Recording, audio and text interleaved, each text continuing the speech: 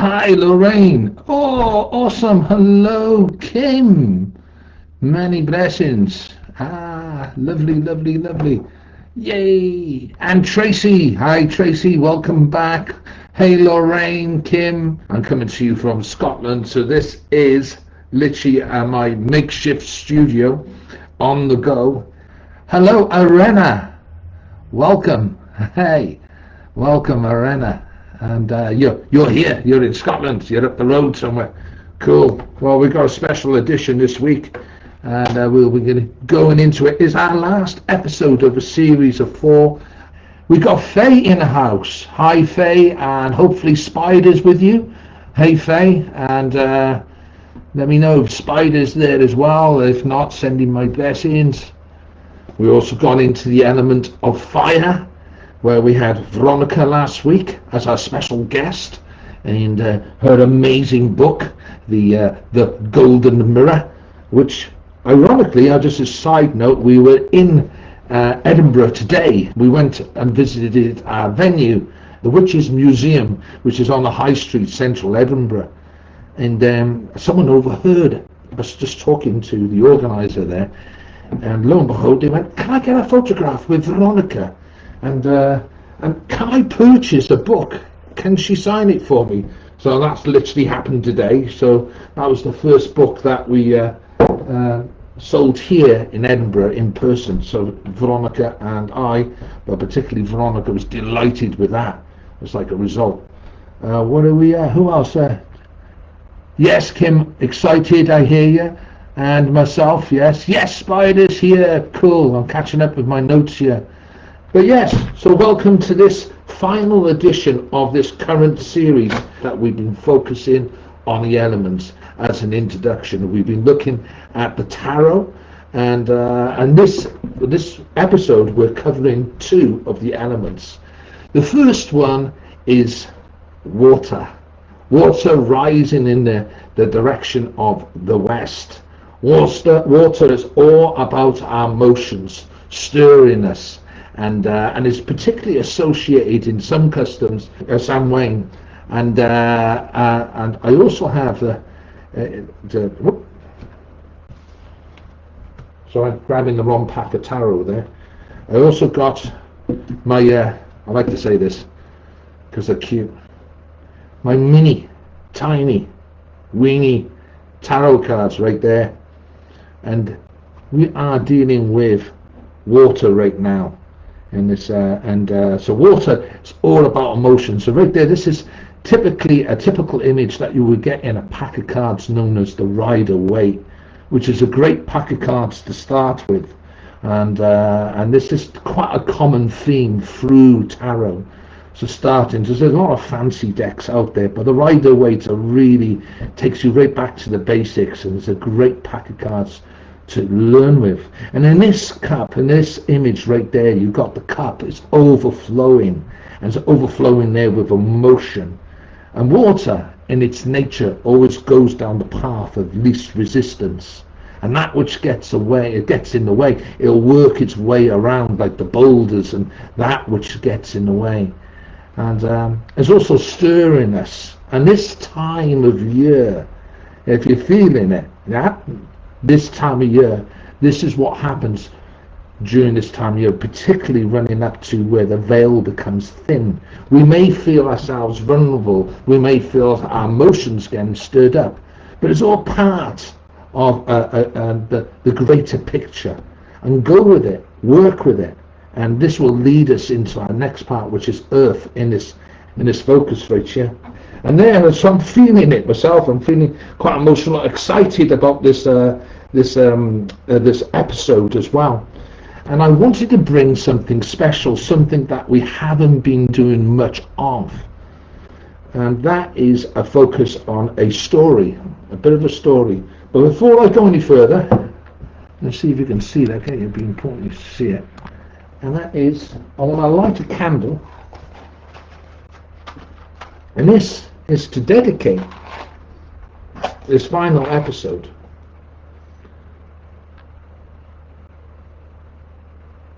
to Samhain,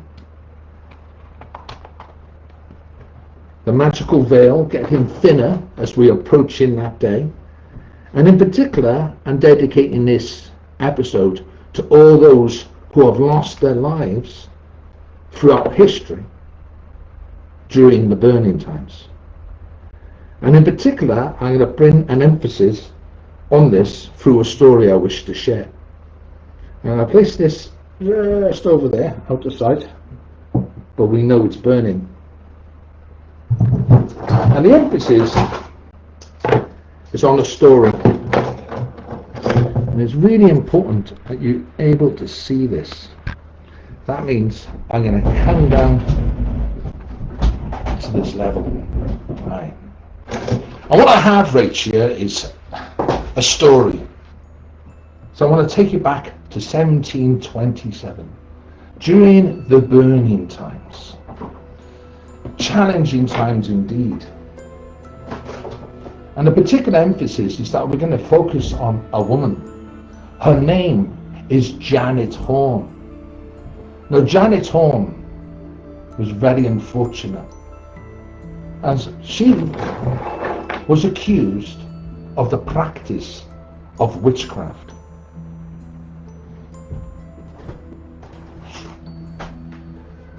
She was accused by her neighbours, and this didn't fare well on her at all.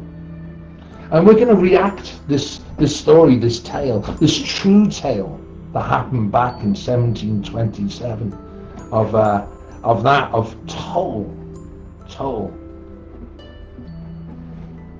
hate, discrimination, and betrayal.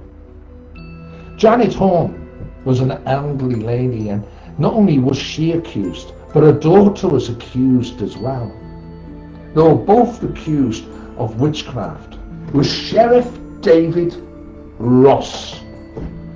And that's a new name to me, because I literally discovered that today, because I've been sharing this tale for a while.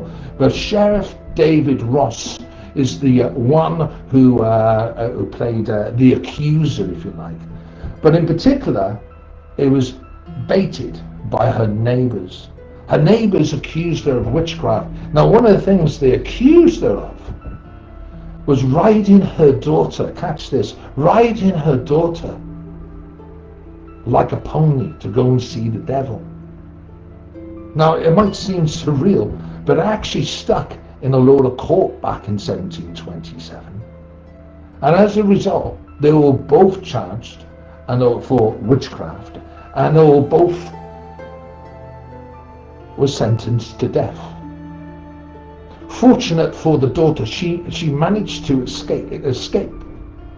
But Janet Horne herself came to a bitter end. And like I say, we're going to reenact this story. And the way we're going to reenact this story is with this here device. You see, Janet Horne's hand was placed into a vice, and her hand was crushed. She was stripped of her clothing, she was tortured hideously, and to a point she was forced to confess to the practice of witchcraft.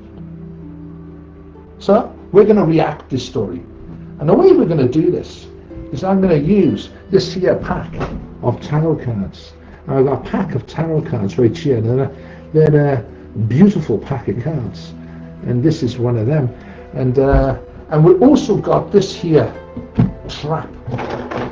I'm going to show you how this works. So like I say, her fingers were crushed in a vice. So I want you to imagine that this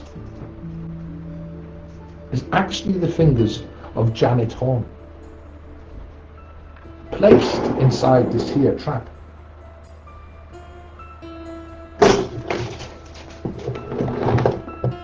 As you can see, not a pretty picture at all. Now I'm going to do that again with a slight twist. We're going to be using these here cards. Now these cards are going to represent yourselves, Janet Horne, and I'm going to play the part of the accuser. The sheriff, if you like. See, the sheriff not only was an accuser, he was actually a judge as well. Yeah, I know it can't get worse than this. It's like a reflection of modern times, don't you think? He was the judge as well. And it was a really short trial. So I'm going to go for these cards, and you are going to play the part of the community. Now I know some of you, all of us, would not want to see the story outplayed, but for the sake of the story, I want you also to be accuser. And right there, and we're gonna find one of these cards right in the middle of it. I'm gonna go for the cards like so, and stop randomly. Just think stop. Just think stop. Whenever you think stop, I will stop right there. We've got one card right there, and this, folks, is going to be the accused. Oh, perfect. The Queen of Swords. The Queen of Swords, in that sense, is a really powerful card. The sword in itself represents the element of air, as we talked in previous episodes. And in this story, it's going to represent Janet Horne. Just a point out that Janet was a name that was often associated to a practitioner of witchcraft here in Scotland. And yes, this story is based in Scotland, and no, actually it couldn't be a better place for me to be right now, up in Edinburgh, telling you this tale. And Janet Horne, on this occasion, was now being accused of witchcraft. When they stripped her of her clothing, not only did they torture her, they looked upon her person for what they call a blemish. To represent this blemish, I'm using this. I'm going to place it on her torso. If you like, a mole or some sort of marking. And it was a way of affirming yet even more daft, hideous accusations. The truth is, Janet Horne, in that sense, we don't know what her real name, first name is. We know her name is Horne. So in that sense, Horne was now stripped, and there it was. They found a blemish like anybody would. You know, a blemish upon the body. So natural and normal. And now she was in the heart of her community. In the heart of the community that she loved and she trusted. And there, lost amongst her loved ones. Her neighbours accusing her, bounding her, and surrendering her to a system that was so obviously rigged. What chance did she have? None at all. Now me, playing the part of the accuser.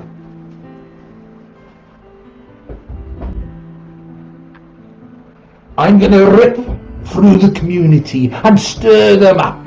I'm going to pluck out one individual.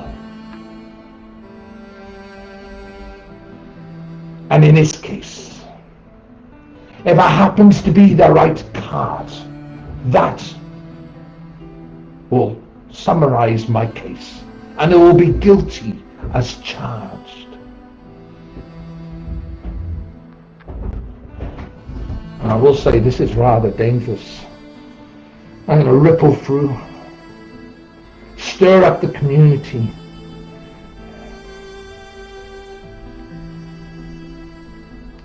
For sure there are people right there who would normally shout out and call out, or wanting to call out, but they can't.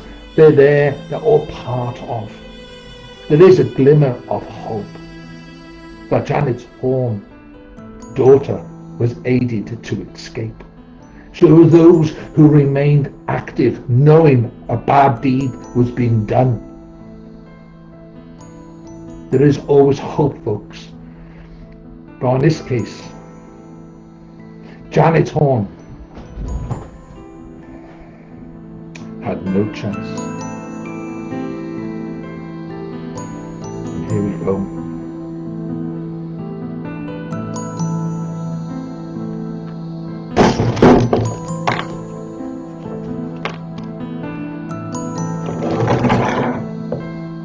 Janet Horne, 1727.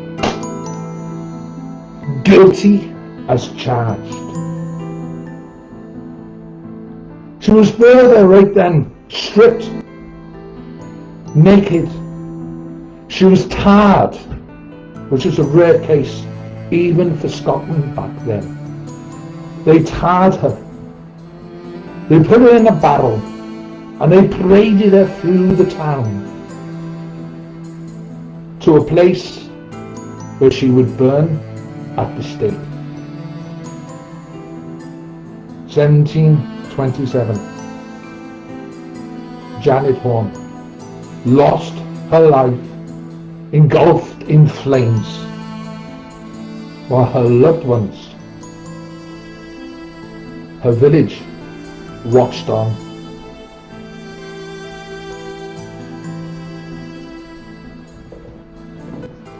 The surreal part, or if you like, the twist in this tale. It was 2 years ago that the church here in Scotland actually issued a formal apology for all those who lost their lives during the burning times here in Scotland. And to real put icing on the cake of this here story, is Janet Horne was the last witch to lose her life in the whole of Britain. When I say the last one to lose her life legally charged. Janet Horne. That's her story. Well, folks,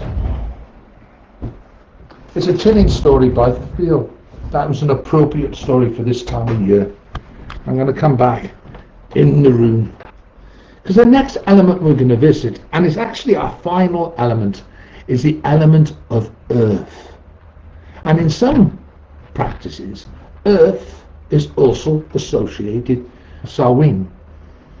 And so it's very appropriate that we've got both water and earth. Now, earth is all about grounding. Now, after that story, we might feel that we need to ground ourselves, perhaps.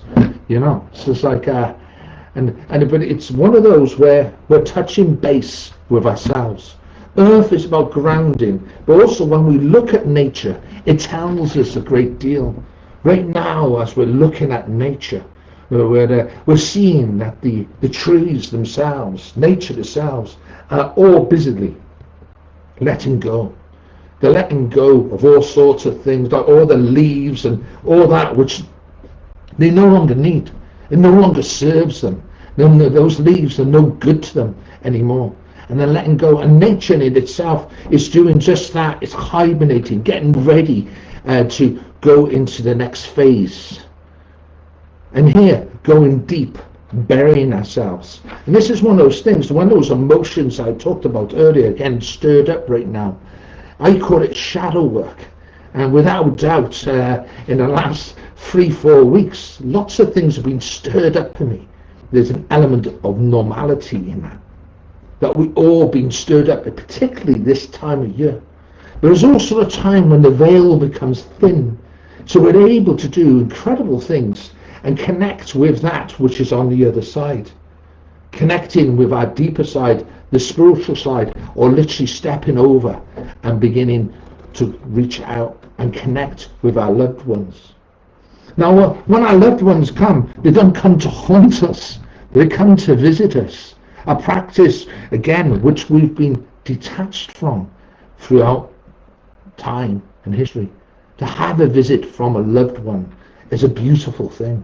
It's a beautiful time. And this is the time that we have. And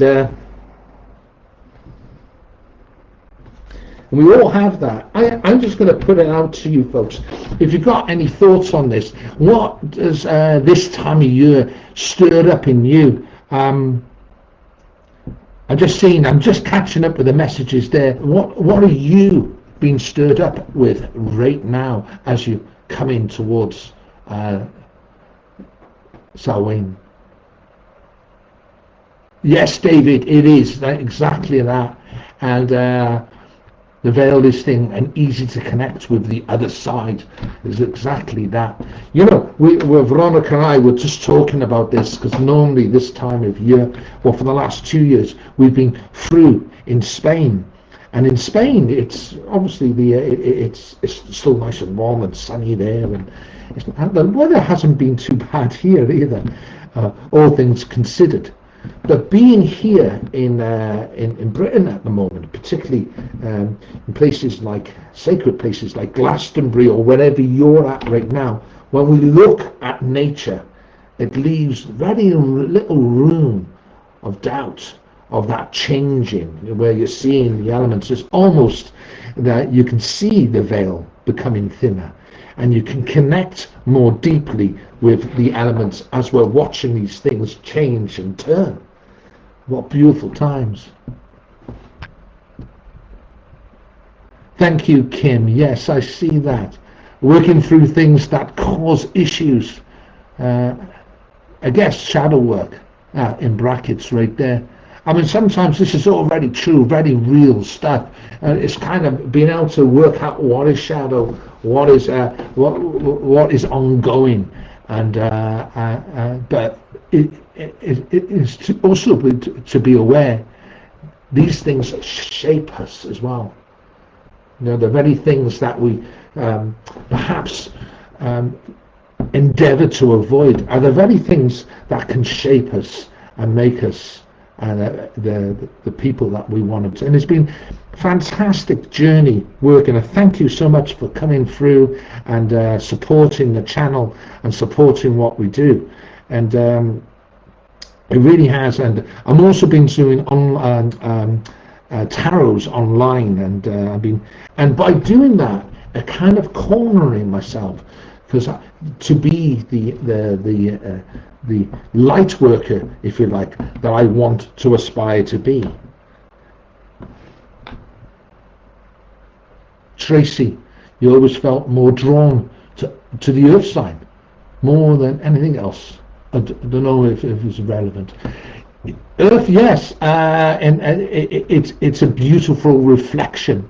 It's a beautiful thing to connect with Earth. And my practice is very much involved with earth magic. You've got high magic, you've got earth magic, and some people call it low magic. I'm good with that. I'm good with that. And I love earth magic. I love divination tools. I love having my hands in nature. It can be really practical, connecting, like gardening, growing things. Building an eco house, a straw bale house, is something Veronica and I have done, and it really connects you with earth. Going for a walk, sitting under the tree, meditating, connecting, particularly at this time, and when we open ourselves and take time out to do so, this is when wondrous things can occur, and where we can become ears and heart and water, emotions. And water, again, right there, is also symbolic of scrying and connecting deeply with scrying tools, which are, again, a way of crossing over the veil and connecting deeply with that which is around us.